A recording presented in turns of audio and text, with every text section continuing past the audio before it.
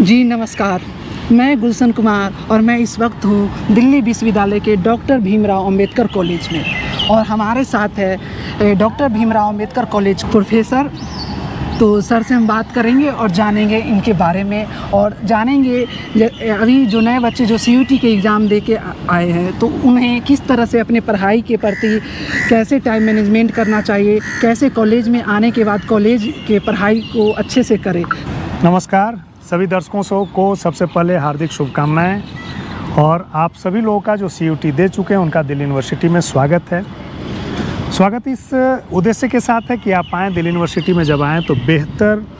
Career option के साथ आएँ, अपने ज़िंदगी को संवारने के उद्देश्य से आएँ। होता क्या है कि जब आप स्कूल से छूटते हैं तो एक बंधन मुक्त वातावरण महसूस करते हैं महाविद्यालयों में, विश्वविद्यालयों में। तो आपसे आग्रह है कि थोड़ी स्वतंत्रता तो हो जाती है, थोड़ी स्वतंत्रता होनी भी चाहिए और चूँकि सीखने की एक अलग स्थल होता है कॉलेज, महाविद्यालय और विश्वविद्यालय, तो आप थोड़ी स्वतंत्रता के साथ अपनी पढ़ाई के, अपने व्यक्तित्व के जो विविधीकरण है, व्यापीकरण है, उस पर ध्यान दें। व्यक्तित्व के विविधीकरण और व्यापीकरण से मतलब है मेरा कि आपको जीवन में जो कुछ सीखना चाहिए सामान्य जीवन जीने के लिए, विशेष जीवन जीने के लिए, आपके कैरियर के लिए, वो सब सीखने का प्रयास करें। जैसे उदाहरण के तौर पर अगर आप कॉलेज आते हैं तो मैं यह सलाह नहीं दूंगा कि आप रट्टू तोता की तरह जो है सिर्फ रटने पर ध्यान दें।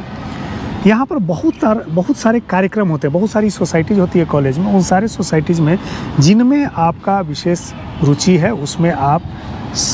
जो है सम्मिलित हों, उसमें आप जुड़ें और जुड़ने के बाद जैसे मान लिया जाए किसी को दिवेट सोसाइटी, दिवेट की जो है एक तलब है और वह स्कूल के दिनों में पूरा नहीं हो पाया, तो आप कॉलेज या विश्वविद्यालय में आते हैं तो आपको उसे पूरा करना चाहिए। और पूरा करने के साथ यहाँ पर जब आप डिबेट सोसाइटी में भाग लेंगे तो इंट्रा कॉलेज, इंटर कॉलेज, इसके बाद जो है यूनिवर्सिटी के लेवल पर चीज़ें जो है आपको दिखेंगी और धीरे धीरे आप देखेंगे कि जब आप डिबेट के लिए टॉपिक्स को तैयार करेंगे, एक उदाहरण है, तो आप कई डायमेंशंस को अपने पर्सनालिटी में जोड़ लेंगे। व्यक्तित्व के कई आयाम, कई पहलू आपके जो है व्यक्तित्व के आयाम में जुड़ेंगे। इससे आपका व्यक्तित्व का जो है व्यापीकरण होगा, विविधीकरण होगा। इसी तरह कई ऐसे सोसाइटीज़ हैं। अब इसका यह कतई मतलब नहीं है कि जो है आप आए हैं पढ़ाई के उद्देश्य से और पढ़ाई के उद्देश्य से आए हैं तो आप पढ़ाई छोड़ करके वो सारे काम करें जो कि नहीं करना चाहिए। तो पढ़ाई प्राइम हो, आपका जो अध्ययन है वह प्राइम होना चाहिए और इसके अलावा जो द्वितीयक सारे काम है जो आपके व्यक्तित्व के निर्माण के लिए, आपके करियर के उन्नयन के लिए, जिस दिशा में आप करियर को शेपअप करना चाहते हैं उसके लिए आपको महत्वपूर्ण रूप से ध्यान देना होगा। सर एक सवाल, जैसे कि आपने अभी बताया CUT का जो बच्चे एग्ज़ाम दे चुके हैं तो अभी उनके अंदर सबसे बड़ा परेशानी ये है कि प्रेफरेंस कैसे भरे, कि कितने कट ऑफ जाएगा। तो आप बताइए कि जो बच्चे अभी प्रेफरेंस किस तरह से भरे कि उनके हिसाब से जो कोर्स वो चाह रहे वो कोर्स भी मिल जाए। देखिए तो मेरी इसमें दो राय है। एक राय है कि आपने जो ऐसा स्कोर किया है CUT में उसके हिसाब से आपको मिलना है, कॉलेज या यूनिवर्सिटी की जो रैंकिंग होती है उसके हिसाब से आपको अलॉट होना है। एक दूसरी बात है कि आप इसके क्रम में, चयन के क्रम में कभी ऐसा ना कर दें कि आपका कोई इंटरेस्ट का विषय ना हो और आप उसका चयन कर लें। तो होता क्या है कि आपको विषय तो मिल जाएगा, आपको विषय भी मिल जाएगा और यूनिवर्सिटी भी मिल जाएगा, लेकिन जब आप उस विषय के साथ उस महाविद्यालय और विश्वविद्यालय में जाएंगे तो आप अपने आप को कंफर्ट जोन में नहीं पाएंगे। आपको लगेगा कि एक भारी सा विषय जो कि हमारे रुचि के हिसाब से मेल नहीं खाता था वह कहीं ना कहीं हम पर हावी हो रहा है। जैसे ही हावी हो रहा है आप पर, जब विषय बोझ बनने लगता है, कोई सब्जेक्ट बोझ बनने लगता है, तो यूनिवर्सिटी और विश्वविद्यालय का जो है या महाविद्यालय का जो वातावरण है फिर आपके लिए भी बोझिल होने लगता है। तो आप उसके साथ जो है विषय के साथ तारतम्यता नहीं बना पाते हैं, आपकी रुचि का वह विषय नहीं होता है। तो वैसी स्थिति में आपको लगने लगता है कि हमने क्या भूल कर दी, अब मैं अगले साल के लिए CUT दूंगा नया जो है अपने हिसाब से सब्जेक्ट की तैयारी। तो इसके क्रम में आपको एक साल भी बर्बाद होता है और आप एक साल जो घूटते हैं अपने सब्जेक्ट के साथ, जो सब्जेक्ट आपका विषय आपका बोझ बन जाता है, जब आप एक साल घूटते तो उस घूटने के क्रम में आप एक डिप्रेशन के शिकार हो जाते हैं। वो हो सकता है कि चूँकि आपका परवरिश, पोषण और जो पीछे का स्कूलिंग इतना ज़बरदस्त जगह हुआ हो कि आप पर वो बहुत हावी ना हो पाए, लेकिन कुछ तो हावी होता है, कुछ असर तो डाल ही जाता है। तो आपके जो है डिप्रेशन का अगर थोड़ा सा भी हिसाब में आ गया तो अगले साल आपको उसको रिकैप करने में, उसको रिवैम्प करने में जो काफ़ी दिक्कत आती है। तो इन चीज़ों का खास ख्याल सर, रखें। तो यहाँ पे कुछ बच्चे ऐसे करते हैं कि जैसे भी टॉप कॉलेज के देने के हिसाब से कोर्स गलत ले लेते हैं और कॉलेज को प्रेफरेंस ज़्यादा दे देते हैं। तो आप इसमें किस रूप से मानते हैं कि कॉलेज का प्रेफरेंस देना चाहिए ऊपर या अपने कोर्स को देना चाहिए प्रेफरेंस? देखिए, मेरी राय इसमें है कि सबसे पहले आपको जो रुचि का विषय है, जिसमें आप करना चाहते हैं, जिसमें आपकी रुचि है, उस रुचि के विषय को प्रेफरेंस में दें। एक नंबर, कॉलेज का जब आप चयन करते हैं तो कॉलेज का ध्यान यह रखना होता है कि कॉलेज में आप केवल बिल्डिंग मटेरियल और जो कैंपस के आकार और प्रकार देख करके आप तय नहीं कर सकते कि कॉलेज कैसा है। कॉलेज में आपको दो चीज़ों का ध्यान रखना, तो सारे कॉलेजेस में लगभग इंफ्रास्ट्रक्चर जो है एक ही होते हैं, थोड़ा बहुत का 19-20 होता है। और कॉलेज का कभी भी निर्माण इंफ्रास्ट्रक्चर पे नहीं होता और कभी कॉलेज उसके लिए जाना नहीं जाता है। 2 कमरे का भी कॉलेज हो और वहाँ के अगर टीचर की क्वालिटी अच्छी हो, टीचर सहयोगात्मक रवैया रखते हो विद्यार्थियों के साथ और इंटरेक्टिव हमेशा जो है एक दूसरे से जुड़े रहने के वातावरण में अगर जो है पठन पाठन अध्ययन अध्यापन को ध्यान में रखते हों, फिर जो शिक्षक हैं उनमें विद्यानुराग हो और उस विद्यानुराग को अगर जो है बच्चों में जगाने में कामयाब होते हैं, तो वैसे कॉलेजेस जो है बिना इंफ्रास्ट्रक्चर, बिना बड़े बड़े बिल्डिंग्स और अट्टालिका और सौंदर्यीकरण के भी बहुत बेहतर कॉलेज हो सकते हैं और ऐसे कॉलेजेस हैं। उदाहरण के तौर पर मैं अपने अंबेडकर कॉलेज की बात करता हूँ। नॉर्थ कॉलेज के जो कैंपस के कॉलेजेस हैं उनके मामले में यहाँ इंफ्रास्ट्रक्चर थोड़ा कमज़ोर हो सकता है, लेकिन जो शैक्षणिक वातावरण है, मैं अपने मीडिया डिपार्टमेंट की बात करूँ कि 8:30 बजे से लेकर के 6:30-7 बजे तक हम सारे टीचर्स जो हैं, एक उदाहरण है, सारे विभाग में ऐसा ही होता होगा, सारे टीचर्स जो है बच्चों के साथ इंटरेक्ट करते हैं, उन्हें सिखाते हैं, जो नई टेक्नोलॉजी है उसके बारे में बताते हैं, व्यवहारिक ज्ञान हम लोग देते हैं। और आप प्रतिदिन, कोई ऐसा दिन नहीं होता होगा जिस दिन हम लोग बच्चों के साथ जो है इंटरेक्टिव मोड में ना हो करके, सारे के सारे इंटरेक्टिव मोड में होने के साथ जो प्रैक्टिकल से लेकर के थियरी तक के सारे क्लासेस हम लोग कराते हैं और कंप्लीट एक ऐसा इंटरेक्शन आप देखेंगे, कभी आप मीडिया ब्लॉक में आकर के देखें, ऐसा माहौल बना होता है, लगता है कि गुरु शिष्य परंपरा में चीज़ें आगे बढ़ रही हैं, जो कि सामान्य रूप से अन्य कॉलेजेस में नहीं होता है। क्योंकि अब क्या हो गया कि बच्चों, गुरु और शिष्य के बीच में एक कनेक्शन कमज़ोर हो गया। कमज़ोर होने के पीछे का वजह है कि ना मन में, छात्रों के मन में वैसा आदर होता है, ना गुरु ऐसा ध्यान रख पाते हैं छात्रों का। लेकिन इन सब के बावजूद भी आप अंबेडकर कॉलेज में अगर आएँ, कभी मीडिया डिपार्टमेंट में आए, तो आपको समझ में आ जाएगा कि हम अभी भी उसी गुरुकुल परंपरा के जो विचार हैं, जो व्यवहार हैं, जो आदर्श हैं और जो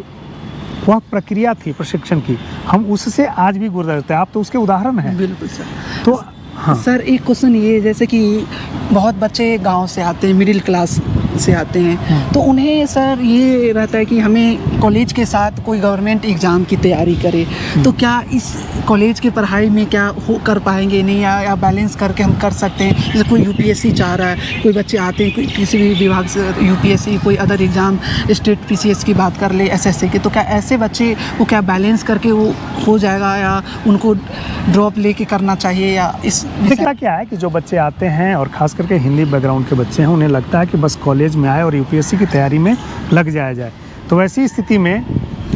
वो कई बार जो है मिसगाइड हो जाते हैं। मिसगाइड होने का मतलब उन्हें लगता है कि इमीडिएट जो है हमें यूपीएससी तैयारी में लग जाना चाहिए। ठीक है, आप तैयारी की प्रक्रिया में जुड़ें।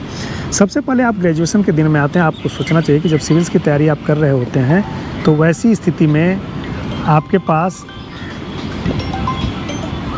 सिविल्स की तैयारी जब आपको करना है, तो ऐसी स्थिति में सबसे पहले आपको मिनिमम क्वालिफिकेशन, जो न्यूनतम शैक्षणिक योग्यता है, वो ग्रेजुएशन होता है। तो आपको ग्रेजुएशन के दिनों में सतर्क तो हो जाना कि सिविल्स की तैयारी करनी है, लेकिन 24 घंटा सिविल्स की तैयारी के मद्देनज़र बाकी अपने विषय और अब ग्रेजुएशन की पढ़ाई को दरकिनार नहीं करना होता है। आप इसी में अपने गुरुजनों का मार्गदर्शन लेकर के, और जो सीनियर्स हैं, जो सफल लोग हैं, आप कॉलेज से भी बहुत लोग हैं जो सफल होते हैं, उनसे मार्गदर्शन लेकर के आप थोड़े थोड़े अपने ओरिएंटेशन को उधर शिफ्ट करेंगे कि अगर सरकारी नौकरियों की तैयारी करें, जैसे एसएससी को किसी करना है, किसी को सिविल सर्विसेज का करना है, किसी को बीपीएससी का करना है, किसी को यूपीएससी करना है, तो आप अपने ओरिएंटेशन को, जो तैयारी का प्रिपरेशन का ओरिएंटेशन है, उस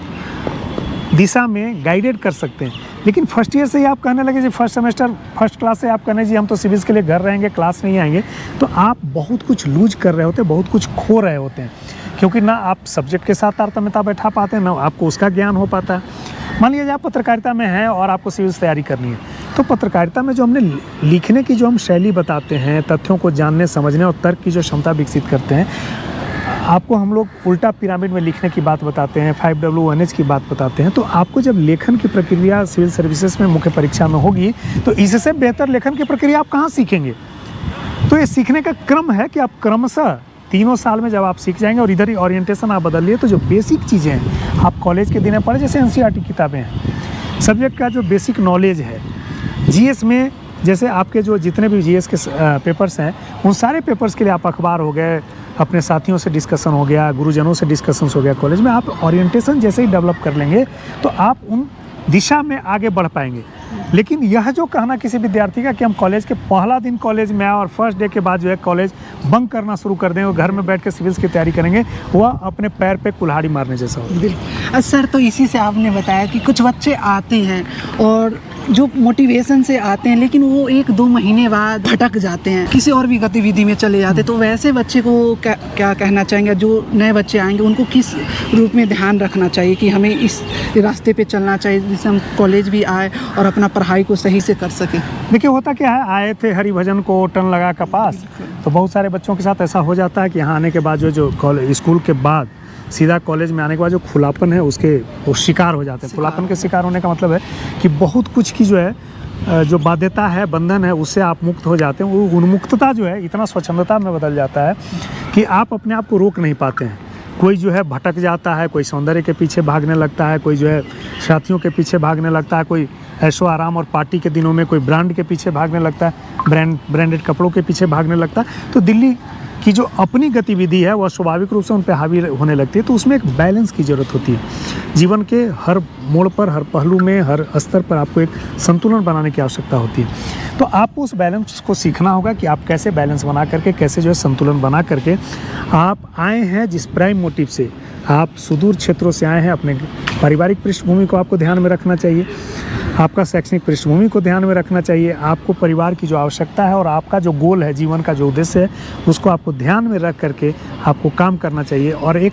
संतुलन की स्थिति जो है पैदा करनी चाहिए कि मुझे पढ़ाई करनी है, थोड़ा इंजॉयमेंट, थोड़ा आनंद का पल भी बीतना चाहिए दोस्तों के साथ, है ना। पढ़ाई में कोई ऐसा बोझ ना हो जाए, बोझिलता ना आ जाए, तो आनंद का पल भी हो और अध्ययन का पल सबसे ज़्यादा इस बीच में, है ना। मध्यम मार्गीय मार्ग जिसे बुद्ध ने कहा था, न तो वीणा की तार को इतना बजाओ, इतना खींच दो कि टूट जाए, और न इतना धीमा छोड़ दो कि आवाज़ ही ना है। तो आपको मध्यम मार्ग पर चलना होगा और एक संतुलन बनाना होगा। सर, इसी से आप संतुलन बोले तो हम लोग जैसे पढ़ाई के बीच में बैलेंस, तो ये बैलेंस और मस्ती का बैलेंस, जैसे कि तालमेल किस तरह से बैलेंस करें जिससे एक सही टाइम मैनेजमेंट कर पाए। देखिए नहीं पाते। मैं बता रहा हूँ,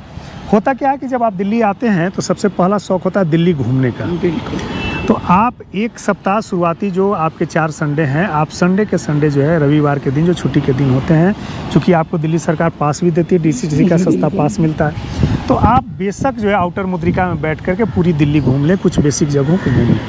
तो आप जैसे दिल्ली को घूम लें तो आपके मन में जो उत्सुकता होती है दिल्ली को घूमने और जानने का, तो वो ख़त्म हो गए 4 सप्ताह में 4 संडे को। तो आपका इधर कॉलेज भी चला,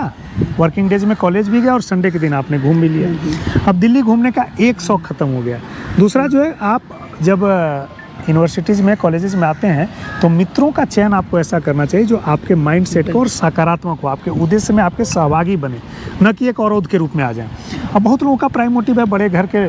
बड़े बाप के बेटे होते हैं, बिगड़े स्वभाव के होते हैं, उन्हें जो है दिल्ली में एक ऐसा वातावरण भी मिल जाता है और घर से सपोर्ट भी, पैसे का सपोर्ट भी बहुत मिल जाता है, तो उनका एक अलग लाइफ स्टाइल हो जाता है। अगर आप भी उसी में जुड़ जाएंगे तो उसी में रम जाएंगे, है ना। तो रमता जोगी बहता पानी जैसी स्थिति आपकी हो जाएगी। तो आपको करना ये होता है कि आप इन चीज़ों को एक रूटीन बना करके और हर रूटीन को एक जो है रिव्यू करने की प्रक्रिया, सप्ताह भर का रूटीन बनाइए कि कैसे मुझे पढ़ना और कितना आनंद का पल होना चाहिए सप्ताह में, कितना प्रतिदिन 1 घंटा जो एंजॉयमेंट करना है, कैसे करना, खेलना कितना है ना, बाकी सब में कितना समय। एक सप्ताह का रूटीन बनाइए और सप्ताह के रूटीन में हर सप्ताह के अंत में एक रिव्यू कर लीजिए। और ऐसा नहीं कि आपने जो रूटीन बनाया उसका 100% अचीवमेंट होगा। हमेशा जो अगर आप 50% 60% अचीव कर लेते हैं तो रिव्यू में बस हमेशा कोशिश कीजिए 2-2% बढ़ते जाए। तो एक दिन ऐसा भी आएगा 3 साल के कॉलेज दिनों के दौरान ही कि आप देखेंगे कि जो भी रूटीन आप बना रहे हैं उसमें हर समय जो बांट रहे हैं, हर स्थिति में, हर चीज़ के लिए, हर काम के लिए जो समय बांट रहे हैं, उसमें आप 100% अचीवमेंट की स्थिति में होंगे। आप रूटीन को फॉलो अप करने सर लगे? एक अंतिम क्वेश्चन ये है, जैसे कि हम लोग बहुत परेशान हो जाते हैं हेक्टिक की पढ़ाई को लेके, तो जैसे आप भी अपने प्रोफेशनल लाइफ में हैं तो आप भी परेशान हो जाते हैं कभी कभी, तो उस समय आप अपने खुश होने के लिए और या लगता है या छोड़ दे, तो उस समय आप किस चीज़ें से देखिए होता क्या कि जब आप किसी भी उद्देश्य की प्राप्ति के लिए जब आप आगे बढ़ते हैं, उसमें आप श्रम करते हैं, उसमें आप मेहनत करते हैं, उस उद्देश्य के लिए आप जो है अपना समर्पण के साथ आगे बढ़ते हैं, तो कई बाधा व्यवधान भी आता है और कई बार जो है शरीर भी जो थकने लगता है ना, तो आपको करना क्या होता है कि आपको जो जिस समय आप उलझन में महसूस करें लगे कि अब जो मेरा शरीर काम नहीं कर रहा और मैं कहीं भटकाव की स्थिति उत्पन्न हुई, तो आपका जो हॉबी होता है, आप अपने हॉबी जो आपका इंटरेस्ट का चीज़ है आप उसको कर लें और उसको करके फिर से रिफ्रेश हो जाए, फिर से री एनर्जाइज हो जाए और फिर से अपने उद्देश्य के लिए लग जाए। मेरे हिसाब से यही बेहतर होगा। धन्यवाद सर अपना कीमती समय देने के लिए। तो फिर मिलेंगे नए वीडियो में, तब तक बने रहे हमारे साथ।